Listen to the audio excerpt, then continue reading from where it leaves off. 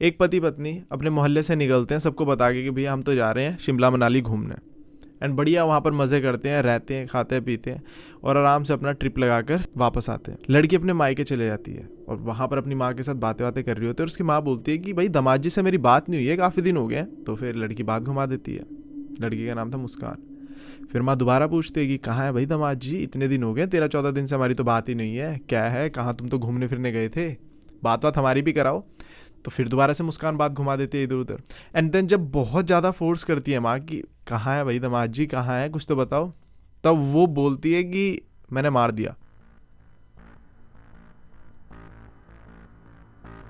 ये सुनने के बाद उसकी माँ को समझ ही नहीं आता पहले तो कि मेरी बेटी क्या बोल रही है, इसने अपने पति को मार दिया।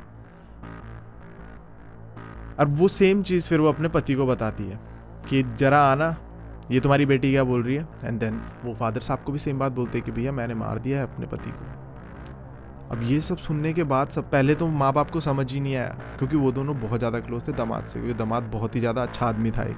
एंड देन वो पुलिस वालों को बताते हैं, पुलिस वाले आते हैं, इन्वेस्टिगेशन करते हैं, बाथरूम में जाते हैं, देखते हैं कि वहाँ तो कुछ है ही नहीं।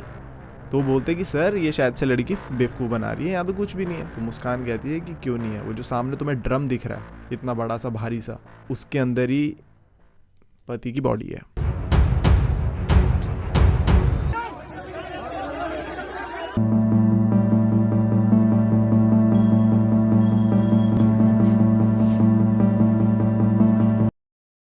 ये केस मेरठ का है और अभी हाल फिलहाल में सोशल मीडिया पे बहुत ज़्यादा वायरल भी हो रहा है। कैसे एक मर्चेंट नेवी ऑफिसर का उसकी वाइफ ने अपने बॉयफ्रेंड के साथ मिलकर इतना बेरहमी से मारा है कि सबके ना बहुत ज़्यादा क्रोध है सबके मन के अंदर। और जब से मुझे पता लगा है केस तो मुझे भी बहुत ज़्यादा क्रोध है कि ऐसा कैसे कर सकता है कोई किसी के साथ। पूरी की पूरी स्टोरी एक्सप्लेन करता हूँ तुम लोगों को।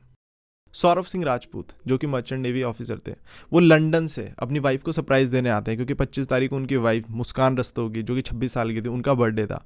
एंड साथ ही में 2 दिन बाद 28 फरवरी को उनकी बेटी थी एक पीहू जो 5 साल की थी, उनका भी बर्थडे था। तो इसीलिए वो लंदन से सरप्राइज़ देने आते हैं। एंड सब कुछ बहुत सही जाता है, वाइफ देख के बहुत खुश हो जाती है, सबके सब अच्छे से बर्थडे भी सेलिब्रेट करते हैं। पहले वाइफ का बर्थडे सेलिब्रेट किया जाता है, उसके बाद जो बेटी है उनका बर्थडे सेलिब्रेट करते हैं, केक कटिंग होती है, सब कुछ बहुत अच्छे से हो रहा था। बट उसी के कुछ दिन बाद 4 मार्च को सौरभ आराम से अपना सोया हुआ था, रात के 11 बज रहे थे। अचानक से उसकी छाती पर एक चाकू लेकर उसकी खुद की वाइफ, जिसका भी पीछे बर्थडे सेलिब्रेट किया, वो चाकू पूरा का पूरा आर पार कर देती है। वो चीखा चिल्लाया भी नहीं, कुछ भी नहीं कर पाया। क्यों? क्योंकि खाने में नशीले पदार्थ मिलाए गए थे, जिसकी वजह से उसकी बॉडी ने रिएक्ट करना ही बंद कर दिया था। उसको समझ ही नहीं आया कैसे करना, क्या करना, दर्द भी हो रहा हो तो ना चीख पाया। एंड वैसे भी हिल नहीं पा रहा था। क्यों?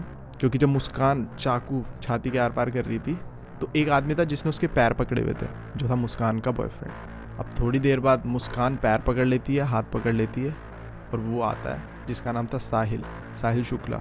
वो चाकू लेकर आर पार करना चालू करता है। इतने बेरहमी से मारा उस बेचारे को जिसने अपनी वाइफ को प्यार किया, और लगातार आधे घंटे तक ऐसी तड़पता रहा वो, और उसके बाद अपना देह त्याग दिया।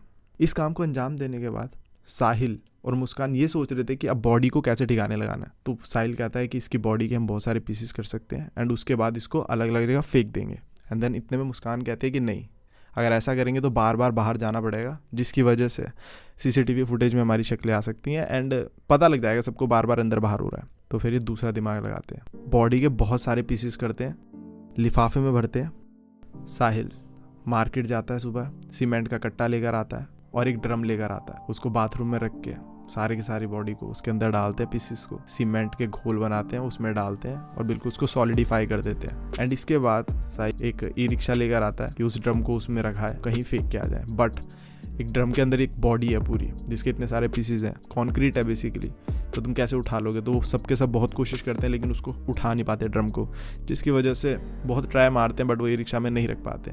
तो परेशान होके वहीं छोड़ देते हैं उस ड्रम को, बाथरूम में ही। अच्छा, उस ड्रम को जब ये ठिकाने नहीं लगा पाए तो उसके बाद इन्होंने ड्रम को छोड़ा वहीं, कहते कि अब चलते हैं एक ट्रिप पर। तो पूरे मोहल्ले में मुस्कान ने बता दिया कि हाँ, मैं और मेरा पति तो जा रहे हैं, हम जा रहे हैं बढ़िया शिमला मनाली घूमने। अपने पति को उसने मार के वहाँ रखा हुआ है और मोहल्ले में ऐसे झूठ झूठ बोल दिया कि पति के साथ जा रही हूँ शिमला मनाली। एंड उसके बाद आराम से इसने ट्रिप मारा दोनों ने अपने मजे करे और ये 13-14 दिन की ट्रिप लगाकर वापस आते हैं। और जब वापस आते हैं तो साहिल अपना निकल जाता है और मुस्कान अपनी माँ के घर आ जाती है। और वहाँ पर उसकी माँ पूछती है कि काफ़ी दिन हो गया है, दामाद जी से हमारी बात वगैरह तो कराओ। तो इतने मुस्कान कहती है कि नहीं, दामाद जी बिजी हैं, कुछ भी बहाने मारती रहती है। बट माँ जब बहुत ज़्यादा फोर्स करती है तो उसके बाद ये फ्रस्ट्रेट होकर बोल ही देती है कि मार दिया मैंने उन्हें, ख़त्म कर दिया, अब दोबारा मत पूछना। ये सुनने के बाद माँ हैरान, पापा हैरान, पुलिस वालों को बताते हैं। देन पुलिस आती है और उसके बाद पूरी देख रेख करती है, हिरासत में ले लेती है मुस्कान को। और मुस्कान का जो बॉयफ्रेंड था साहिल शुक्ला, उसको भी हिरासत में ले लेती है। अच्छा, अब थोड़ा सा पास में चलते हैं। तुम्हारे मन में सवाल जरूर आ रहा होगा कि मारा क्यों, छोड़ भी तो सकती थी, डाइवोर्स दे सकती थी। तो उसके बारे में पता कर लेते हैं, थोड़ा सा पास में चलते हैं। 2015 की बात है, जब ना बीटेक कर रहा था सौरभ। तो सौरभ अपने दोस्त के वहाँ गया हुआ था। तो वहाँ पर ना एक करियाने की दुकान के बाहर सौरभ को फर्स्ट टाइम दिखते हैं मुस्कान, जो कि बहुत सुंदर थी, बहुत प्यारी थी, जिसको देखकर वो अट्रैक्ट हो जाता है। और मुस्कान को भी अच्छा लगता है सौरभ, और दोनों के बीच में ऐसे आई कांटेक्ट वगैरह होता है, नंबर एक्सचेंज हो जाते हैं। जिसके बाद इनों की लव स्टोरी चलती है 7-8 महीने एंड सब कुछ बहुत अच्छा चल रहा था। उसके बाद दोनों अपने अपने घरों में बात करते हैं। मतलब प्योरली एक लव मैरिज थी, समझ रहे, तुम दोनों को प्यार हुआ है। सौरभ अपने घर में बात करता है, फादर साहब नहीं मानते, पापा कहते हैं कि नहीं नहीं, कास्ट वास्ट अलग है, हम अपनी ही कास्ट में शादी कराएंगे। वहाँ से मुस्कान के घर वालों को भी थोड़ी दिक्कत थी। बट लड़का लड़की इतने जिद पे अड़े रहे कि नहीं भैया, हम दोनों एक दूसरे से ही शादी करेंगे। एंड देन परिवार वाले हार जाते हैं और दोनों अपना शादी करते हैं कि ये दोनों खुश रहने चाहिए। सब कुछ अच्छा चलता है।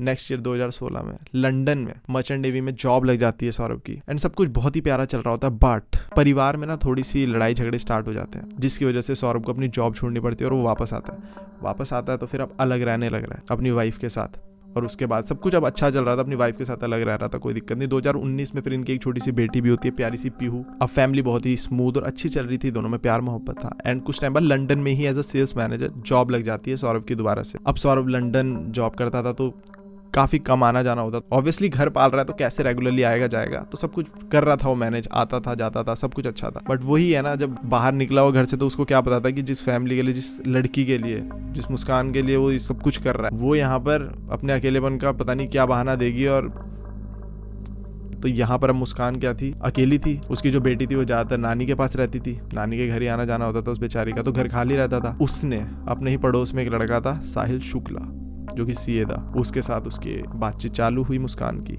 एंड दोनों के बीच में पता नहीं क्या हुआ। एंड देन फिर साहिल का उसके घर पे आना जाना लगा रहा मुस्कान के।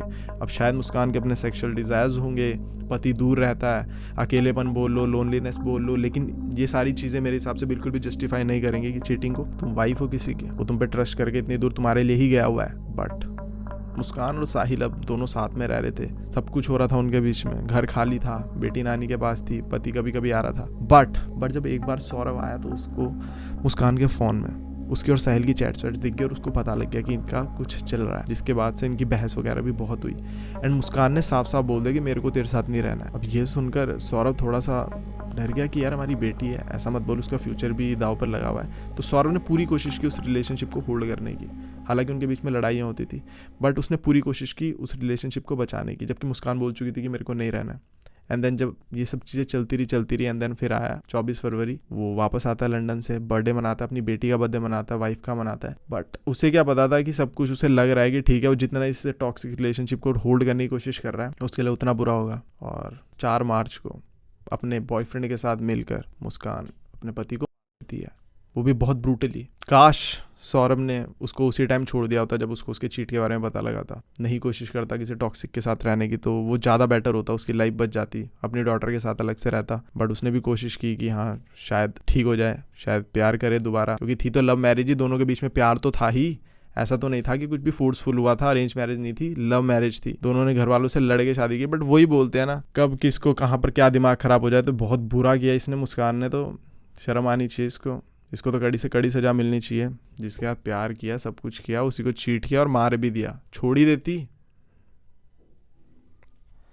एनीवेज अभी दोनों के दोनों पुलिस की हिरासत में। और मुझे तो उन मर्दों से बहुत ज़्यादा नफरत है भाई, ये जो साहिल शुक्ला जैसे होते हैं, जब तुझे दिख रहा है कि भैया शादीशुदा है तो तू क्यों मुंह मार रहे हैं यहाँ, किसी का घर तोड़ के तेरे को क्या मिलता है। मैन टू मैन बात कर रहा हूँ भाई। हर उस मर्द से जो सोचता है कि हाँ चलो इसका बॉयफ्रेंड तो दूर है या इसकी पति तो दूर है, मैं बीच में आ जाता हूँ। अरे नहीं भैया, एज अ मैन तेरी भी कुछ शादी कुछ होगी तो तू सोच, तू कभी बाहर जाएगा और तेरे वाले के साथ कुछ ऐसा हो जाएगा तो अच्छी बात नहीं है। मैन टू मैन बात है भाई ये। बाकी तुम्हारे क्या ओपिनियन है कमेंट सेक्शन में ज़रूर बताना। फर्स्ट टाइम है तो सब्सक्राइब के बटन को फोड़ देना। एंड मिलता हूँ न्यू वीडियो में। Bye bye, take care.